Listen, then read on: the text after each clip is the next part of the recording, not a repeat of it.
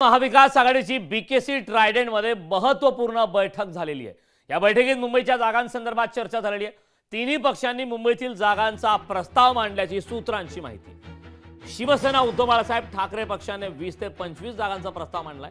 काँग्रेसने 14 जागांचा प्रस्ताव मांडल्याची माहिती आहे, तर राष्ट्रवादी शरद पवार पक्षाने 7 जागांचा प्रस्ताव मांडलाय। मुंबईत विधानसभेच्या एकूण 36 जागा आहेत, मात्र आता माघार कोण घेणार हे पाहणं महत्त्वाचं ठरणार।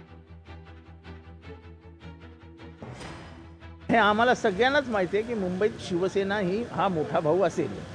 ह्याच्याबद्दल काय म्हणजे आमचा आक्षेप घेण्याचं काही कारण नाही। जे सत्य आहे ते सत्य आहे।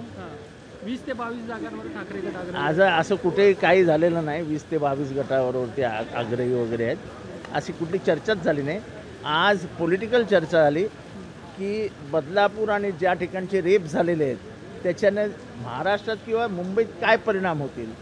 काही शाळांचे रिपोर्ट आणले होते आम्ही। मुलंही घाबरलेल्या अवस्थेत आहेत, त्यामुळे त्याच्यावरती आणि जो काही रिपोर्ट्स येत आहेत त्या सगळ्या बदलापूर कांडातनं, ते बदलापूर कांड भयंकर आहे। भयंकर मानव म्हणजे माणूस जातीला काळीमा फासणारं कांड आहे ते।